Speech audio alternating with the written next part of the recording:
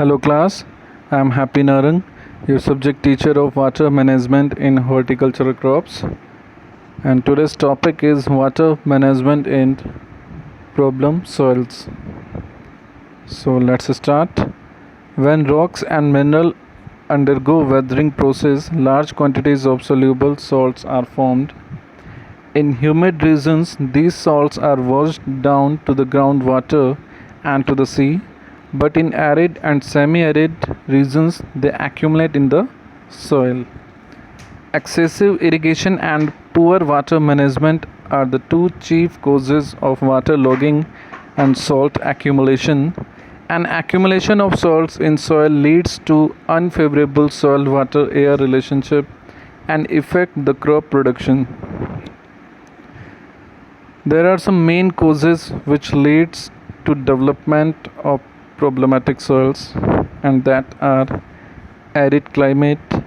About 25% of Earth's surface is arid, in which salt accumulation is a common problem. In India, about 25 million hectare is salt affected with different degree of degradation. Then comes high subsoil water table. When the water table is within a capillary range, the water containing soluble salt rises to surface. When the water evaporates, the salts are deposits as incrustation. It is estimated that in Punjab annually about 50,000 acres become saline because of raising water table. Poor drainage. Due to poor drainage, accumulation of water leads to waterlogging condition, which leads to salt accumulation. Quality of irrigation water. Irrigation water containing more than permissible quantities of soluble salts with sodium carbonate and bicarbonates make the soil salty. Inundation with seawater. In coastal area, periodical inundation of land by seawater during high tides makes soil salty. Besides, deep bore wells are also the reason for saline soils. Nature of parent rock minerals.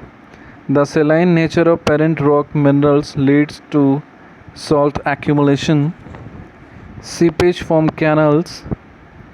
The continuous seepage leads to salt accumulation.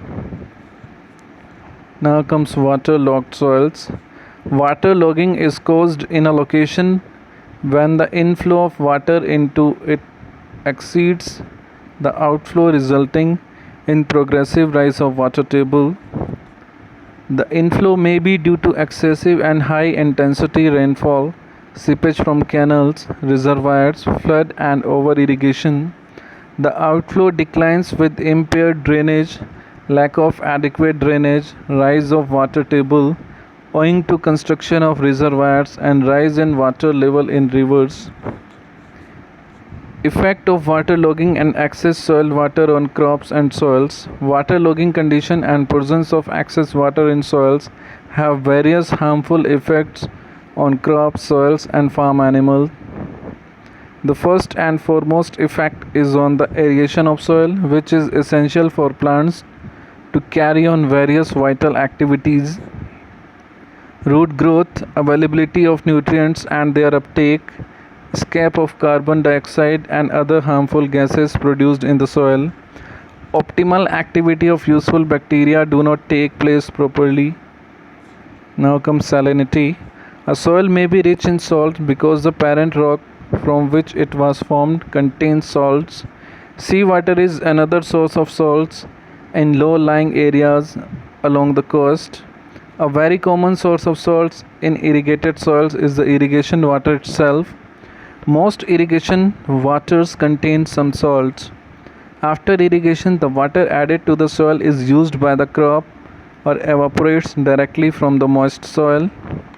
The salt, however, is left behind in the soil.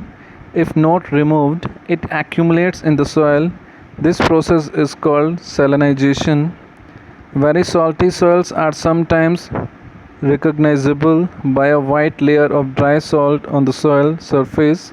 Salty groundwater may also contribute to Salinization. Water salinity. Water salinity is the amount of salt contained in the water. It is also called the salt concentration and may be expressed in grams of salt per liter of water or in milligrams per liter. However, the salinity of both water and soil is easily measured by means of an electrical device.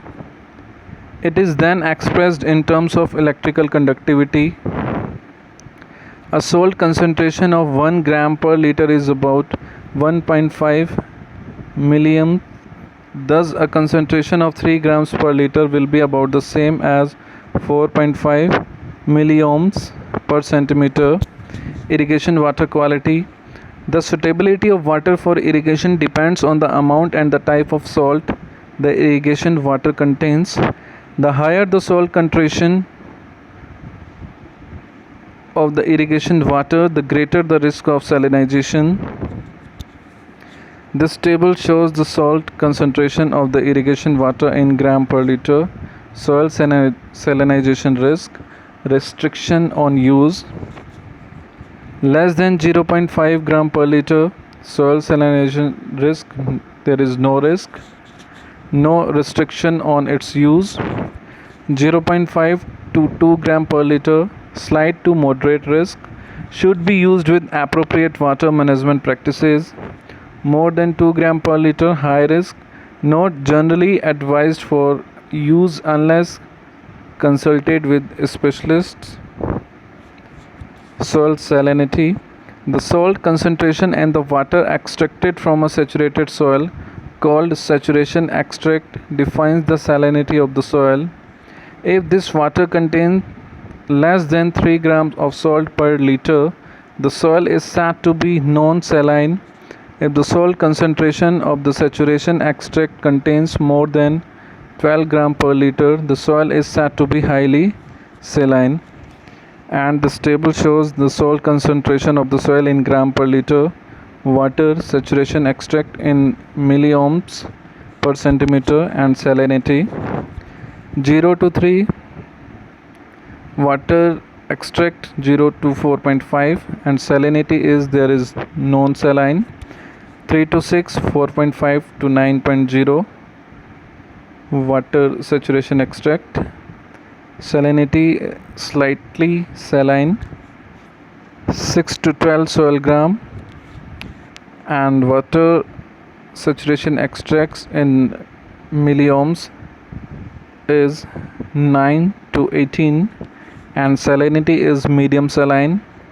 More than 12 gram per liter, water saturation extract is more than 18, and salinity is highly saline. Crops and saline soils are. Most crops do not grow well on soils that contain salts. One reason is that salt causes a reduction in the rate and amount of water that the plant roots can take up from the soil. Also, some salts are toxic to plants when present in high concentration. Some plants are more tolerant to high salt concentration than others. The highly tolerant crops can withstand a salt concentration of the saturation extract up to 10 gram per liter. The moderately tolerant crops can withstand salt concentration up to 5 gram per liter. The limit of the sensitive group is about 2.5 gram per liter. Highly tolerant date palm, sugar beet. Moderately tolerant tomato, potato, carrot, onion, cucumber, olive, grapes, and sensitive peas, beans, pear, apple, orange, etc. Now comes soil sodicity. Salty soils usually contain several types of salt. One of these is sodium salt, where the concentration of sodium salt is high relative to other types of salt. A sodic soil may develop. Sodic soils are characterized by a poor soil structure and they have a low infiltration rate. They are poorly aerated and difficult to cultivate. Thus, sodic soil adversely affect plants' growth. Irrigation management and drainage. Irrigation systems are never fully efficient. Some water is always lost in canals and on the farmer's field. Part of these seeps into the soils. While this will help leach salt out of the root zone, it will also contribute to a rise of water table. A high water table is risky because it may cause the salts to return to the root zone. Therefore, both the water losses and the water table must be strictly controlled. This requires careful management of the irrigation system and a good surface drainage system, management of poor quality waters, dilution with good quality water, that is consecutive use, flooding with good quality water once or twice to flush out salts beyond root zone, gypsum mixing with water to reduce sodium hazards and also to improve soil structure, providing drainage to remove salts, using poor quality water in sandy soils, growing salt tolerant crops, adopting drip irrigation method for poor quality water. Thank you. Stay home, stay safe.